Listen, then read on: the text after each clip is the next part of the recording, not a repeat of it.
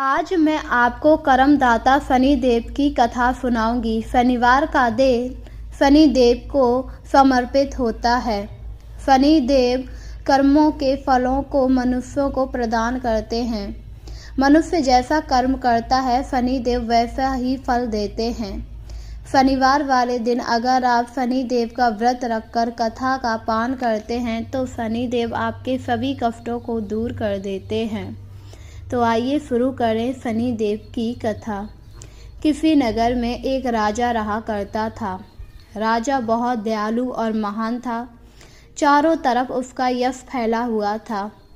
राजा अपने द्वार से किसी को भी खाली हाथ नहीं जाने दिया करता था, जिस वजह से उसकी प्रजा भी काफ़ी ज़्यादा सुखी थी। राजा अपने भवन में आराम से रहा करता था। वह प्रतिदिन विष्णु भगवान की पूजा किया करता। एक दिन शनिदेव ये सब देख रहे थे। शनिदेव ने सोचा क्यों न इस राजा की परीक्षा ली जाए, और यही कहकर वह शनिदेव राजा के महल आए। शनिदेव ने साधु का भेष लिया था, जिससे राजा उन्हें पहचान ना सके। साधु को देखकर राजा काफ़ी प्रसन्न हुआ और बोला, आइए आइए साधु महाराज, आपका स्वागत है मेरे भवन में। मैं यहाँ पर तुमसे कुछ लेने नहीं आया, बस अपने कुछ प्रश्नों के उत्तर जानने आया हूँ। यह सुनकर राजा थोड़ा हैरान हुआ और बोला, हाँ, आप बताइए आपके क्या प्रश्न हैं, मैं आपके सारे प्रश्नों के उत्तर दूंगा। यह सुनकर साधु मुस्कुराया और बोला, ठीक है, सबसे पहले ये बताओ, भगवान में सबसे बड़ा भगवान कौन है? यह सुनकर राजा ने कहा, भगवानों में तो सबसे बड़े भगवान विष्णु और शिव हैं। यह सुनकर साधु ने कहा, किसी एक को चुनना पड़े तो तुम किसे चुनोगे? यह सुनकर राजा ने हाथ जोड़े और कहा, मैं तो विष्णु भगवान को चुनूंगा, क्योंकि मैं उनका बहुत बड़ा भक्त हूँ। यह सुनकर साधु मुस्कुराया और बोला, विष्णु भगवान को चुनोगे, पर शिव भी तो सबसे बड़े देव है ना, क्योंकि वो तो देवों के देव महादेव हैं, भगवानों में उनका स्थान प्रथम आता है। यह सुनकर राजा ने अपना सर नीचे झुकाया और कहा, मुझे पता है, पर मैं जिसकी पूजा करता हूँ मैं तो उसी को चुनूंगा। यह सुनकर साधु ने कुछ नहीं कहा और कहा, ठीक है, मेरा दूसरा उत्तर ये है, देवों में कौन बड़ा है? अच्छा, सीधा सीधा पूछ लेता हूँ कि शनिदेव और सूर्यदेव में कौन बड़ा है? यह सुनकर राजा थोड़ा सोच में पड़ गया। काफ़ी देर सोचने पर राजा ने कहा, देवों में सबसे बड़े सूर्यदेव हैं। यह सुनकर साधु क्रोधित हुआ और बोला, तुम ये कैसे कह सकते हो सूर्यदेव हैं, शनिदेव नहीं हैं? उनका स्थान कब है? अरे, उनका स्थान तो 8वें स्थान पर है देवों में, इसीलिए शनिदेव लोहे के आसन पर विराजमान है, जबकि सूर्यदेव सोने के आसन पर विराजमान है, तो वो सबसे बड़े हुए ना। राजा की ऐसी बातें सुनकर साधु काफ़ी ज़्यादा क्रोधित हुआ और वह शनिदेव के रूम में आ गया। शनिदेव को अपने सामने पाकर राजा बुरी तरह घबरा गया। उसे समझ नहीं आ रहा था वह क्या करे, क्योंकि अनजाने में उससे बहुत बड़ी गलती हो चुकी थी। उसे पता था अब शनिदेव उस पर काफ़ी ज़्यादा क्रोधित होंगे, और शनिदेव ने कहा, जा, मैं तुझे श्राप देता हूँ कि मेरी साढ़े साथी तुझे बहुत कष्टदायी देगी। यह कहकर शनिदेव वहाँ से अंतर्ध्यान हो गए। शनिदेव के जाने के बाद राजा काफ़ी ज़्यादा दुखी हुआ। वहीं शनिदेव के श्राप के कारण धीरे धीरे राजा का धन नष्ट होने लगा। अब वह ना ही दान पुण्य कर सकता था, वह अब दाने दाने के लिए मोहताज हो गया। राजा को कुछ समझ नहीं आ रहा था कि वह इस दुविधा से कैसे निकले। वह नियमित रूप से विष्णु भगवान की पूजा करता। एक दिन राजा ब्राह्मण का भेष रखकर नगर में घूमने निकला, पर नगर में भी राजा के गरीब होने से भुखमरी छाने लगी। यह देखकर राजा ने अपने राज्य का त्याग कर दिया और जंगलों में भटकने लगा। दूसरी तरफ विष्णु भगवान ये सब देख रहे थे। अपने भक्त की ऐसी हालत देखकर उन्हें कुछ नहीं आ रहा था। उन्होंने कहा, मैं अपने भक्त को ऐसे नहीं रहने दूंगा। शनिदेव ने भले ही उन्हें श्राप दिया है, पर मैं उसे इस तरह दुखी नहीं देख सकता, और विष्णु भगवान ने साधु का रूप बनाया। राजा जब जंगलों में भटक रहा था तभी विष्णु भगवान वहां आए साधु का रूप लेकर और बोले, अरे बच्चे, तू यहाँ जंगलों में क्यों भटक रहा है? तेरे चेहरे का तेज देखकर लग रहा है जैसे तू कोई राजा हो। साधु को देखकर राजा ने उन्हें नमस्कार किया और कहा, हे प्रभु, आपने बिल्कुल ठीक कहा, मैं राजा ही हूँ, पर शनिदेव के श्राप के कारण मेरी ये दुर्दशा हुई है। कृपया करके कोई मार्ग बताइए जिससे मैं शनिदेव के क्रोध से मुक्त हो सकूं। यह सुनकर साधु मुस्कुराया और बोला, शनिदेव के क्रोध से मुक्त होने का बस एक ही मार्ग है, तुम उनकी आराधना करो। अगर तुम शनिवार का व्रत करके शनिदेव पर तेल अर्पित करोगे तो शायद शनिदेव तुमसे प्रसन्न हो जाए। साधु की ऐसी बात सुनकर राजा काफी ज्यादा खुश हुआ, पर अब राजा के पास पैसे नहीं थे क्योंकि सारा धन तो नष्ट हो चुका था। अब राजा को समझ नहीं आ रहा था कि वह धन कहाँ से लाए और उसने मजदूरी करने की सोची। वह दूसरे नगर जाकर मजदूरी करने लगा। जब शनिवार आया तो साधु के बताए हुए तरीके से उसने शनिदेव की पूजा करके व्रत रखा और शनिदेव को तेल अर्पित किया। राजा नियमित रूप से ऐसा ही करने लगा। धीरे धीरे समय के साथ जब शनिदेव ने ये सब देखा तो उनका क्रोध शांत हो गया और उन्हें अपनी गलती का एहसास हुआ कि उन्होंने राजा को श्राप देकर बहुत बड़ा पाप कर दिया, क्योंकि राजा तो हमेशा दान पुण्य किया करता था। राजा ने कभी भी किसी का बुरा नहीं किया था। भले ही राजा ने अनजाने में ये सब किया, पर उन्हें इतना बड़ा दंड नहीं देना था। और शनिदेव राजा की इस पूजा भक्ति भाव से काफी प्रसन्न हुए, पर वह राजा की और परीक्षा लेना चाहते थे। लगभग 2 वर्ष बीतने आ गए। राजा इसी प्रकार मजदूरी करता और शनिदेव को तेल अर्पित किया करता था। 2 साल के बाद राजा अब काफ़ी ज़्यादा बीमार हो गया, क्योंकि काम उसने कभी किया नहीं था और ज़्यादा काम करने की वजह से अब राजा का शरीर कमज़ोर होने लगा। राजा को कुछ समझ नहीं आ रहा था। राजा की ऐसी दुर्दशा देखकर रानी भी काफ़ी ज़्यादा दुखी थी। जब राजा शनिदेव की पूजा नहीं कर पाया तो रानी ने इस दायित्व को पूरा करने का संकल्प लिया और वह शनिवार को शनिदेव की पूजा करने लगी। 1 साल गुजर गया। तब शनिदेव ने सोचा, अब मुझे राजा को उसके पापों से मुक्त कर देना चाहिए, श्राप को हटा देना चाहिए। और यही कहकर जब राजा चारपाई पर लेटा हुआ था तो शनिदेव वहां आए, क्योंकि आज शनिवार था और राजा ने व्रत रखा हुआ था। शनिदेव को देखकर राजा काफ़ी ज़्यादा प्रसन्न हुआ और हाथ जोड़िए। इस पर शनिदेव ने कहा, मैंने तुम्हें जो श्राप दिया था मैं उसे हटाता हूँ। तुम बहुत ही दानी और महान राजा हो। यह सुनकर राजा काफ़ी ज़्यादा प्रसन्न हुआ और इसके बाद शनिदेव ने अपने श्राप का प्रभाव कम कर दिया और अब राजा पहले की तरह धनवान हो गया था और उसके शरीर में कोई भी रोग नहीं रहा था, जिसे देखकर राजा भी काफ़ी ज़्यादा प्रसन्न हुआ। इसके बाद शनिदेव वहाँ से चले गए। शनिदेव के जाने के बाद राजा अपने महल वापस आ गया। महल में आने के बाद उसने पूरे राज्य में घोषणा करवाई कि आज से शनिवार वाले दिन सभी लोग शनिदेव की पूजा करेंगे। तब से उस राज्य में हर शनिवार को सभी लोग शनिदेव की पूजा किया करते थे और अब राजा स्वयं भी शनिवार को शनिदेव का व्रत रखकर उनकी पूजा किया करता था। एक समय की बात है, स्वर्ग लोक में इस बात पर विवाद छिड़ गया कि 9 ग्रहों में सबसे बड़ा कौन है। ये विवाद इतना आगे चला गया कि यह एक युद्ध की स्थिति बन गया। इस बात के निष्कर्ष पर पहुंचने के लिए सभी देवता देवराज इंद्र के पास पहुंच गए। उन्होंने कहा, हे देवराज, अब आप ही निर्णय करें कि हम सब में से सबसे बड़ा देवता कौन है। देवताओं द्वारा पूछे गए सवाल से इंद्रदेव भी उलझन में पड़ गए। इंद्रदेव ने कहा, मैं इस प्रश्न का उत्तर नहीं दे सकता हूँ, मैं इसमें असमर्थ हूँ। इस सवाल का जवाब पाने के लिए वो सभी पृथ्वी लोक में उज्जैनी नगरी के राजा विक्रमादित्य के पास गए। राजा विक्रमादित्य के महल में पहुंचकर सभी देवताओं ने प्रश्न किया। इस पर राजा विक्रमादित्य भी असमंजस में पड़ गए। वो सोच रहे थे कि सभी अपनी अपनी शक्तियां हैं जिसके चलते वो महान हैं। अगर किसी को छोटा या बड़ा कहा गया तो उन्हें क्रोध के कारण काफी हानि हो सकती है। इसी बीच राजा को एक तरीका सूझा। उन्होंने 9 तरह की धातुओं को बनाया, जिसमें स्वर्ण, रजत, कांसा, तांबा, सीसा, रांगा, जफ्त, अब्र व लोहा शामिल थे। उन सारी धातुओं को मंगाने के बाद उन्होंने उनके सिंहासन बनवाए। सिंहासन बनवाने के बाद उन्हें दरबार में लगाया और कहा कि सभी देवता अपने अपने सिंहासन पर बैठिए। धातुओं के गुणों के अनुसार सभी आसनों को एक दूसरे के पीछे रखकर उन्हें देवताओं को अपने अपने आसन पर बैठने के लिए कहा गया। जब सभी देवताओं ने अपना अपना आसन ग्रहण कर लिया तब राजा विक्रमादित्य ने कहा, इस बात का निर्णय हो चुका है, जो सबसे पहले सिंहासन पर बैठा है वही बड़ा है। यह देखकर शनि देवता बहुत ज्यादा नाराज हुए। उन्होंने राजा से कहा, हे राजा विक्रमादित्य, ये मेरा अपमान है। तुमने मुझे सबसे पीछे बैठाया है, मैं तुम्हारा विनाश कर दूंगा।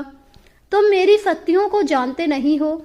शनि देव ने कहा, एक राशि पर सूर्य 1 महीना, चंद्रमा 2.25 महीना, मंगल 1.5 महीना, बुध और शुक्र 1 महीना, बृहस्पति 13 महीने रहते हैं, लेकिन मैं किसी भी राशि पर पूरे 7.5 वर्ष के लिए रहता हूँ। मैंने अपने प्रकोप से बड़े बड़े देवताओं को पीड़ा पहुंचाई है। वो मेरा ही प्रकोप था कि राम को वन में जाकर रहना पड़ा, क्योंकि उनके ऊपर 7.5 थी। रावण की मृत्यु भी इसी कारण हुई थी। अब तू भी मेरे प्रकोप से नहीं बच पाएगा। शनि देव बेहद क्रोध होकर वहां से चले गए। बाकी देवता काफी ज्यादा खुश थे और वह सभी भी वहां से चले गए। इसके बाद सब कुछ सामान्य ही चलता रहा। राजा विक्रमादित्य पहले की तरह न्याय करते रहे। दिन ऐसे ही बीतते रहे, लेकिन शनि देव अपना अपमान नहीं भूले। एक दिन शनि देव बदला लेने के लिए घोड़े के रूप में व्यापारी में राज्य पहुंचे। जब विक्रमादित्य को इस बात का पता चला तो उन्होंने अपने अश्वपाल को कुछ घोड़े खरीदने के लिए भेजा। अश्वपाल लौट आया और राजा को बताया, घोड़े बेहद ही कीमती हैं। राजा ने खुद जाकर एक सुंदर और शक्तिशाली घोड़ा पसंद किया। उसकी चाल देखने के लिए घोड़े पर सवार हो गए। जैसे ही राजा विक्रमादित्य घोड़े पर बैठे वैसे ही घोड़ा बिजली की रफ्तार से दौड़ने लगा। घोड़ा राजा को एक जंगल ले गया और वहां जाकर राजा को नीचे गिरा दिया और फिर कहीं जाकर गायब हो गया। राज्य का रास्ता ढूंढने के लिए राजा जंगल में भटकने लगा, लेकिन उसे कोई भी रास्ता नहीं मिला। कुछ समय बाद उसे एक चरवाहा मिला। भूख प्यास से परेशान उस राजा ने चरवाहा से पानी मांगा। चरवाहा ने उसे पानी दिया और राजा ने उसे अपनी एक अंगूठी देकर रास्ता पूछा। राजा जंगल से निकला और पास में ही मौजूद एक नगर में पहुंच गया।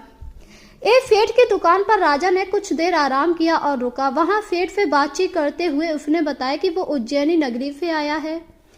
राजा कुछ देर तक उस दुकान पर बैठा रहा। जितनी देर वो वहां बैठा, सेठ जी की काफी अच्छी बिक्री हो गई। सेठ ने खुद को बहुत ही भाग्यवान समझा। सेठ ने राजा को अपने घर पर आने का आमंत्रण दिया, जिससे राजा काफी ज्यादा खुश हुआ। सेठ के घर पहुंच पर एक खूंटी पर हार लटका हुआ था। उसी कमरे में वो राजा को छोड़कर बाहर चला आया। कुछ समय बाद उस खूंटी पर हार को निगल लिया। सेठ ने विक्रमादित्य से वापस आकर पूछा कि उसका हार कहाँ है। तब राजा ने उसे हार गायब होने की बात बताई। इस पर सेठ राजा पर काफी ज्यादा क्रोधित हुआ और उस पर चोरी करने का अपराध दिया।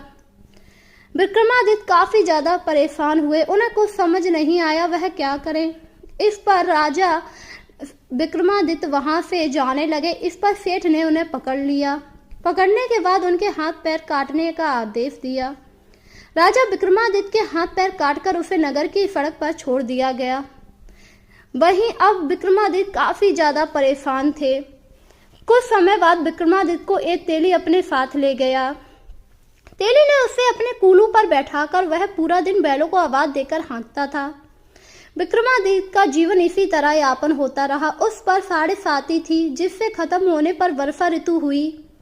एक दिन राजा मेघ मल्हार गा रहा था। उसी समय उस नगर के राजा की बेटी राजकुमारी मोहिनी ने उसकी आवाज सुनी। उसे आवाज बेहद पसंद आई। मोहिनी ने अपनी दासी को भेजकर गाने वाले को बुलाने को कहा। जब दासी लौटी तो उसने अपने अपंग राजा के बारे में मोहिनी को सब कुछ बताया, लेकिन राजकुमारी उसके मेघ मल्हार पर मोहित हो चुकी थी। अपंग होने के बाद भी वह राजा से विवाह करने के लिए मांग गई। जब मोहिनी के माता पिता को इस बात का पता चला तो वो काफी ज्यादा हैरान हुए। रानी ने अपनी बेटी को काफी समझाया कि तेरे भाग्य में किसी राजा का सुख है, तो इस तरह अपंग से क्यों विवाह करना चाहती है। पर राजकुमारी को समझने के लिए तैयार ही नहीं थी। वह तो शादी के लिए अड़ी हुई थी। राजकुमारी ने अपनी जिद को पूरा करने के लिए भोजन छोड़ दिया, जिससे वह लोग काफी ज्यादा परेशान हो गए।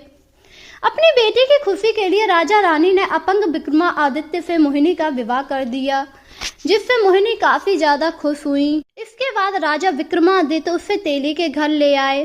तेली के घर आने पर उन्हें शनि देव ने रात में स्वप्न दिया और कहा कि तूने मेरा प्रकोप देखा। राजा ने फनी देव से क्षमा मांगी और उन्होंने कहा, जितना दुख आपने मुझे दिया है उतना दुख किसी और को मत देना। इस पर फनी देव ने कहा, राजा मैं तुम्हारी प्रार्थना स्वीकार करता हूँ। जो कोई व्यक्ति मुझे पूजेगा, व्रत करेगा, मेरी कथा सुनेगा, उस पर मेरी कृपा दृष्टि हमेशा बनी रहेगी। सुबह जब राजा विक्रमादित्य की नींद खुली तो उन्होंने देखा उनके हाथ पांव वापिस आ चुके थे। उन्होंने मन ही मन फनी देव को नमन किया। राजकुमारी भी विक्रमादित्य के हाथ पैर देखकर हैरान रह गई। तब राजा ने फनी देव के प्रकोप की कथा सुनाई। जब सेठ को ये बात पता चली तो वो तेली के घर पहुंचा। उसने राजा विक्रमादित्य से उनके पैरों में गिरकर माफी मांगी। राजा ने सेठ को माफ कर दिया। सेठ ने राजा से उनके घर जाकर भोजन करने के लिए कहा। भोजन करते हुए अचानक से ही खुटी से हार वापिस आ गया। सेठ जी ने अपनी बेटी का विवाह भी राजा के साथ कर दिया और उन्हें स्वर्ण आभूषण धन आदि देकर विदा किया। इसके बाद राजा विक्रमादित्य अपनी दोनों पत्नियों को लेकर अपनी नगरी उज्जैनी पहुंच गए, जहां पर उनके राज्य ने उनका खूब स्वागत किया। इसके बाद राजा विक्रमादित्य ने पूरे राज्य में घोषणा करते हुए कहा, आज से फनी देव सब देवों में सर्वश्रेष्ठ माने जाएंगे। साथ ही शनिवार को शनि देव का व्रत व कथा अवश्य किया जाएगा। यह सुनकर शनि देव बहुत ज्यादा प्रसन्न हुए। इसके बाद से उस नगर के सभी लोग शनि देव की व्रत व कथा करने लगे। इस प्रकार जो लोग भी शनि देव की कथा करते हैं व उनका व्रत रखते हैं, शनि देव की कृपा हमेशा उनके ऊपर बनी रहती है। शनि देव अपने भक्तों के सारे दुखों का नाश करते हैं। तो बोलो जय शनि देव। बहुत समय पहले एक नगर में एक सेठ रहा करता था। सेठ बहुत ही धर्मी था और हमेशा दान पुण्य करता, जिस वजह से उसके यहाँ पर गरीबों की भीड़ लगी रहती थी। उसकी पत्नी बहुत ही सुशील थी और वह अपने पति का पूरा सहयोग करती। एक दिन वह नदी से पानी भरकर ला रही थी, क्योंकि उसके घर पर उस समय दासियां नहीं थी। तभी सेठानी ने देखा एक जगह एक काला भैंस बंधा हुआ था। भैंस को देखकर पता नहीं उसे क्या हुआ, उसने एक डंडा उठाया और उस पर वार कर दिया, जिससे भैंस जोर जोर से चिल्लाने लगा। और यह सब देखकर सेठानी को काफ़ी मज़ा आया और वह वहाँ से चली आई। समय के साथ सब सही चल रहा था। अचानक से एक दिन सेठ की तबीयत खराब हो गई, जिस पर सेठानी ने बड़े बड़े वैद्य को बुलाया, पर किसी ने भी सेठ की तबीयत को सही नहीं कर पाया। वहीं कुछ ग्रह नक्षत्रों का ऐसा संयोग बना कि सेठानी के ऊपर साड़ी साती शुरू हो गई। ये सब देखते हुए सेठानी अब काफ़ी परेशान हो रही थी, क्योंकि सेठ की तबीयत दिन ब दिन बिगड़ती जा रही थी। उसे कुछ समझ नहीं आ रहा था। वह बहुत सारे वैद्यों से उन्हें दिखा चुकी, कुछ आराम नहीं मिला तो उसने भगवान से कहा, हे भगवान, ये सब क्या हो रहा है?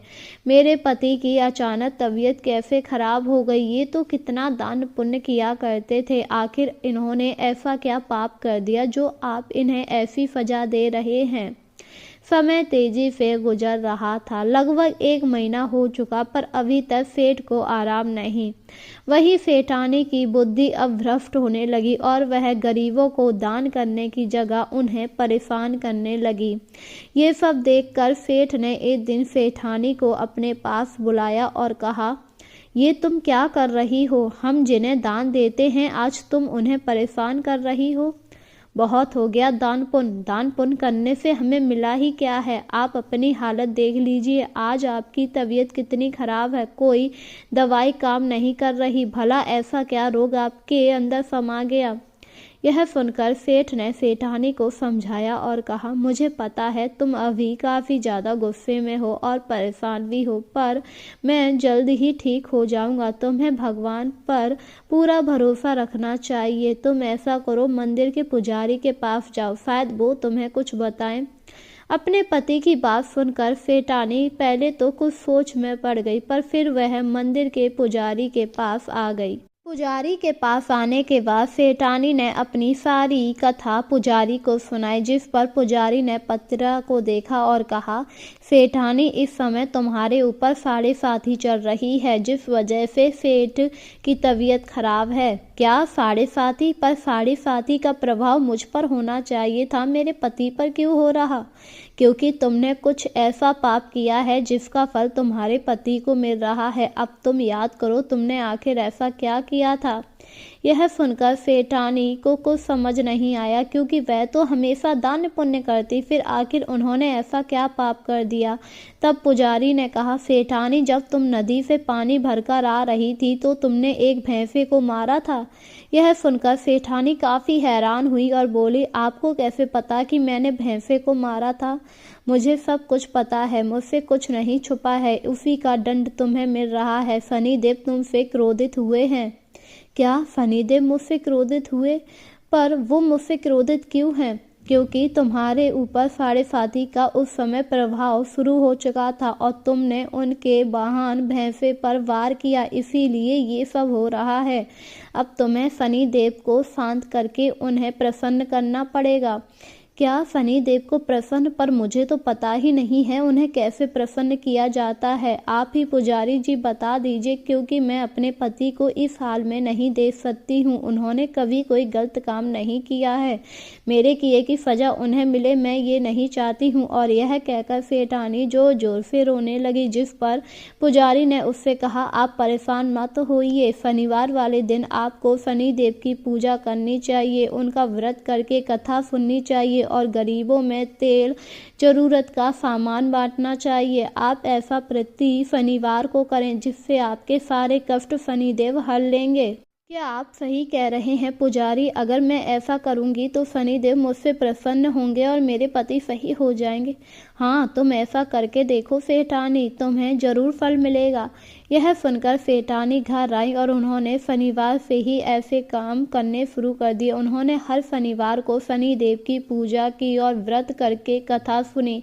इसी के साथ उन्होंने गरीबों में तेल तिल धान सब कुछ बांटा और कुछ ही दिनों के फल से सेठ पूरी तरह से ठीक हो गए। सेठ जब ठीक हुए तो उन्होंने कहा, अरे सेठानी, मैं ठीक कैसे हो गया? जिस पर सेठानी ने सेठ को सारी बात बताई और कहा, मुझे माफ़ कर दीजिए, ये सब मेरी ही गलती थी, जिस वजह से आपको इतने दिन कष्ट सहना पड़ा। इस पर सेठ ने मुस्कुराकर कहा, कोई बात नहीं, मुझे खुशी है कि तुम्हें अपनी गलती का एहसास हुआ, पर आगे से कभी भी तुम किसी को चोट मत पहुंचाना, चाहे वो जानवर हो या फिर इंसान। हाँ, मुझे पता है। और अब हम लोग हर शनिवार को शनिदेव की पूजा किया करेंगे, क्योंकि शनिदेव की कृपा से ही आप ठीक हुए हो। हाँ, तुम चिंता मत करो, मैं तो पहले ही दान पुण्य किया करता था और अब शनिदेव की कृपा से मैं ठीक हो गया हूँ, तो अब मैं उनकी पूजा भी करूँगा। और इसके बाद से सेठानी हर शनिवार को शनिदेव की पूजा व्रत कथा किया करते थे। इसी के साथ गरीबों में दान करते थे, जिससे उनका यश चारों तरफ फैल रहा था। तो बोलो जय हो शनिदेव। किसी नगर में एक ब्राह्मण रहा करता था। ब्राह्मण बहुत ही कुटिल स्वभाव का था, वह कभी भी दान धर्म नहीं करता। एक बार की बात है, ब्राह्मण नगर में घूमने निकला तो उसे एक कौवा दिखाई दिया। कौवे को इस तरह पेड़ पर बैठा देख ब्राह्मण के मन में कुटिलता आ गई और उसने एक पत्थर उठाया और कौवे के मार दिया, जिससे कौवा के पत्थर लग गया और वह वहीं गिर पड़ा। यह देखकर ब्राह्मण जोर जोर से हंसने लगा। वहीं शनिदेव ये सब देख रहे थे, क्योंकि उस दिन शनिवार था और शनिदेव भ्रमण करने के लिए निकले थे। जब उनकी दृष्टि उस कौवे पर पड़ी जो तड़प रहा था और ब्राह्मण पर पड़ी जो हंस रहा था, यह देखकर शनिदेव काफी ज्यादा क्रोधित हो गए और वह एक साधु का भेष बनाकर आए और उन्होंने ब्राह्मण से कहा, कैसे ब्राह्मण हो तुम? एक पंछी तड़प रहा है और तुम हंस रहे हो। अरे, इसकी ये हालत मैंने ही की है, मुझे बहुत मजा आ रहा है इसे इस तरह तड़पता हुआ देखकर। ये तुम कैसी बातें कर रहे हो? बिल्कुल पिशाच हो क्या? हाँ, ऐसा ही मान लो। वैसे भी मैं ब्राह्मण नहीं हूँ, वो तो मैं जन्म से ब्राह्मण हूँ, वैसे मेरे सारे काम वैसे के हैं। यह सुनकर साधु को काफी ज्यादा क्रोध आ गया। हे मंदबुद्धि इंसान, ये तू क्या कर रहा है? तुझे पता भी है तूने क्या किया? इस पर ब्राह्मण साधु का अपमान करने लगा, जिससे साधु का क्रोध बढ़ता जा रहा था और साधु ने कहा, मैं तुझे श्राप देता हूँ, तू भी इसी तरह पंछी बनकर भटकेगा और जब तेरी मृत्यु होगी तो तू पिशाच बनकर हिमालय पर्वत पर वास करेगा, जहाँ तुझे बहुत सारी यातनाएं मिलेंगी।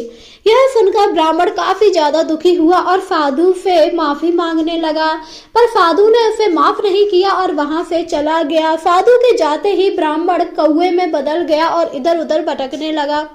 धीरे धीरे समय गुजर रहे थे। इस तरह भटकते हुए उसे कई माह बीत गए और अब वह काफी परेशान हो चुका था।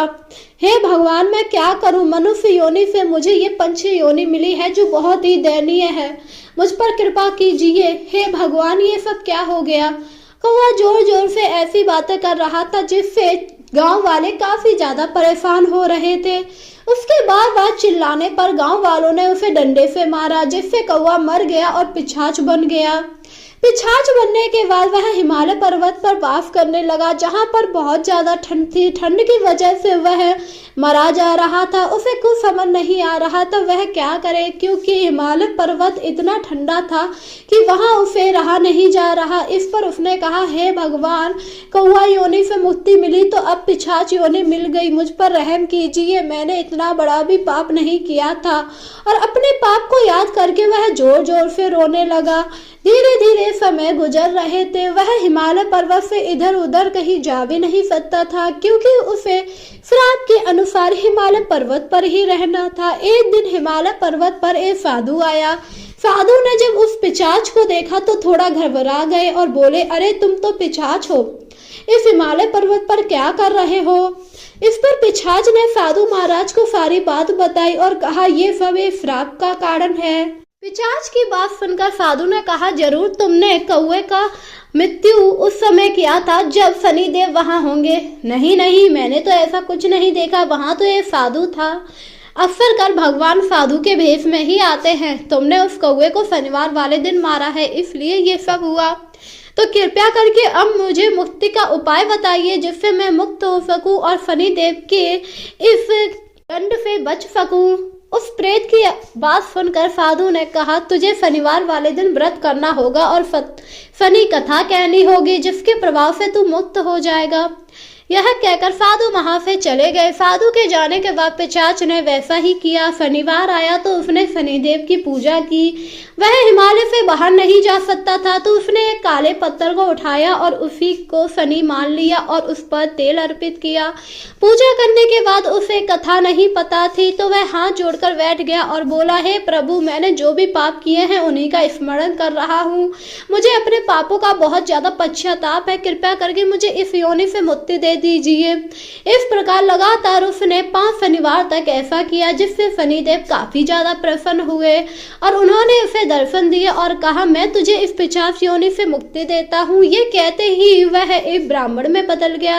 अपने स्वरूप को दोबारा पाकर ब्राह्मण काफी ज्यादा खुश हुआ और उसने शनिदेव का धन्यवाद किया। इसके बाद शनिदेव वहां से चले आए। अब ब्राह्मण हर शनिवार को शनिदेव की पूजा किया करता था। वहीं उसने अधर्म का मार्ग छोड़ दिया था और वह धर्म का चारों तरफ प्रचार किया करता था। ब्राह्मण को सकुशल देखकर उसके परिवार वाले काफी ज्यादा खुश हुए, क्योंकि कई दिनों से जब ब्राह्मण घर नहीं आया तो उसके परिवार वाले भी काफी ज्यादा परेशान हो चुके थे। उसकी पत्नी ने तो सोचा उसके पति की किसी ने हत्या कर दी है, क्योंकि लगभग 2 साल होने आ गई थी और ब्राह्मण अपने घर नहीं आ पाया था। जब ब्राह्मण को उसकी पत्नी ने देखा तो कहा, स्वामी, आप कहाँ चले गए थे? 2 साल बीत गए, मैंने तो सोचा आप है ही नहीं।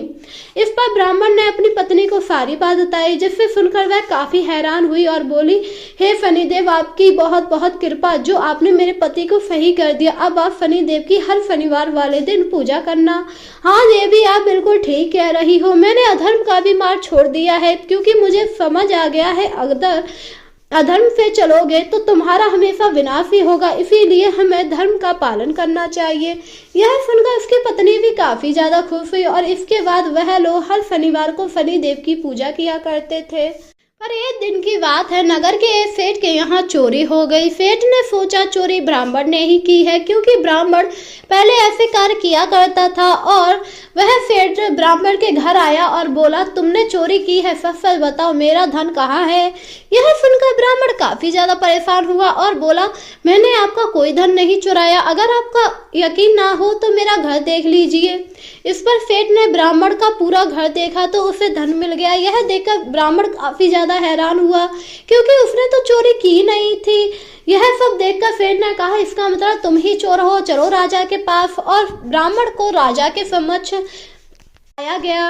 राजा को जब सारी बात पता लगी तो राजा ने ब्राह्मण को मृत्यु दंड देने के लिए घोषणा कर दी, जिसे सुनकर उसकी पत्नी काफी ज्यादा दुखी हुई और बोली, मेरे पति ऐसा कर ही नहीं सकते, तो तुम ही बताओ ये सब किसने किया है, क्योंकि तुम्हारे घर से धन मिला है। ये सब सुनकर ब्राह्मण और उसकी पत्नी काफी ज्यादा परेशान हो गए कि आखिर ऐसा कैसे हो सकता है। उन्हें कुछ समझ नहीं आ रहा था कि शनिदेव उनकी कैसी परीक्षा ले रहे हैं। और पत्नी शनिदेव के मंदिर गई और बोली, हे शनि महाराज, मेरे पति ने जो कुछ भी किया था उसके लिए आपने उन्हें माफ कर दिया था, फिर ये आप कैसी परीक्षा ले रहे हैं? आखिर हमसे ऐसी क्या भूल हो गई है जो आप हमें इतना बड़ा दंड दे रहे हैं? पत्नी जोर जोर से रो रही थी, शनिदेव को पुकार रही थी, जिस पर शनिदेव आए और बोले, मैं तो तुम्हारी परीक्षा ले रहा था, तुम उसमें पास हो गए हो, तुम्हारा पति जल्दी ही लौट आएगा। शनिदेव की बात सुनकर औरत काफी ज्यादा खुश हुई। वहीं दूसरी तरफ राजा को स्वप्न आया कि वह ब्राह्मण को छोड़ दे क्योंकि वह निर्दोष है। ये सब उन्हीं की माया थी। यह सुनकर राजा ने ब्राह्मण को छोड़ा और बहुत सारा धन दिया। यह सब देखकर ब्राह्मण भी खुश हुआ और उसने शनिदेव को धन्यवाद किया और अब ब्राह्मण अपने घर लौट आया था। इस प्रकार शनिदेव की महिमा अपार है क्योंकि शनिदेव अपने भक्तों की बार बार परीक्षा लेते रहते हैं। अगर कोई भक्त गलत रास्ते पर चला जाता है तो वो उसे दंड देते हैं क्योंकि वह न्यायप्रिय है, इसीलिए उनका न्याय करना धर्म है। और जो भी भक्त गलत रास्ते पर आता है वह उसे सही मार्ग पर लाते हैं।